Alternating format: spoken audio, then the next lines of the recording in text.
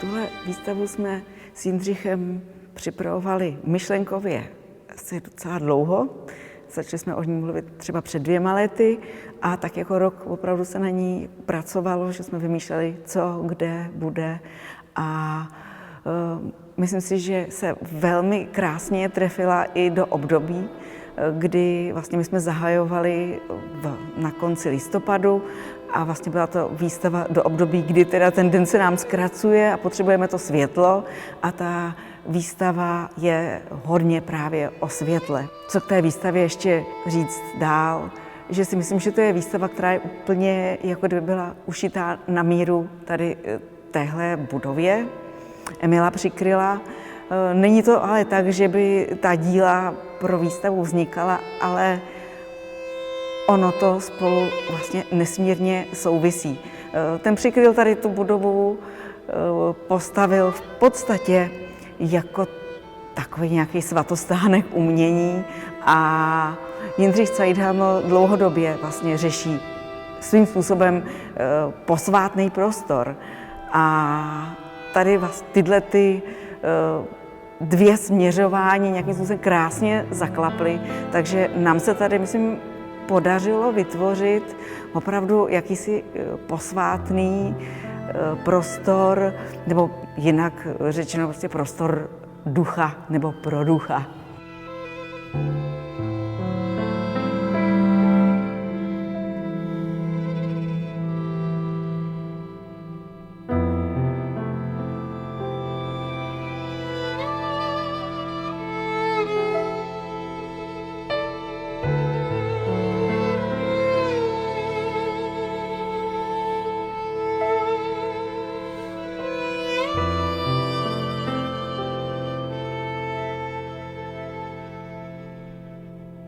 Kdybych měla začít mluvit o Jindřichu Cajdhamlovi, tak v první řadě bych řekla, že Jindřich Cajdhaml je autor, který je několika přesahů. Jednak je to jeho přesah lokální za hranice jako naší republiky, to úplně bez pochyby.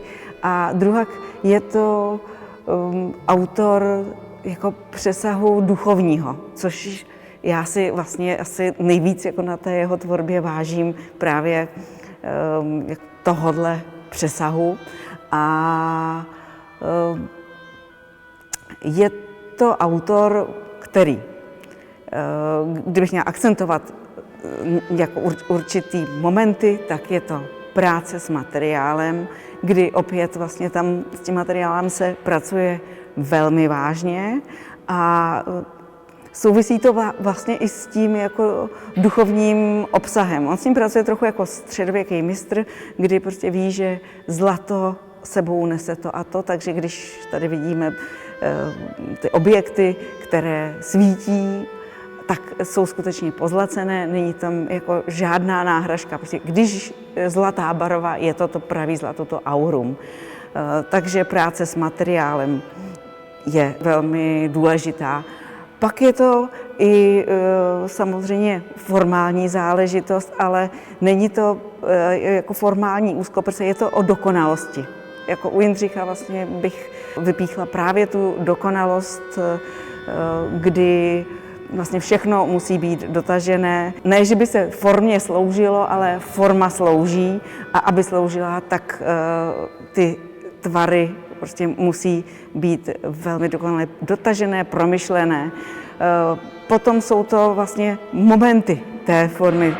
Pracuje se s kruhem, čtvercem, elipsou a tím, co se děje mezi nima. Jsou to opět vztahy, které se řeší, proměna, neustále jako vracení se, nechci říkat cyklení, jako nebo ve smyslu zacyklení, ale v podstatě takový jako věčný návrat, věčný koloběh, který se tady, když bychom pak si výstavu prošli, tak určitá díla ho vyloženě, téměř bych řekla explicitně znázorňují.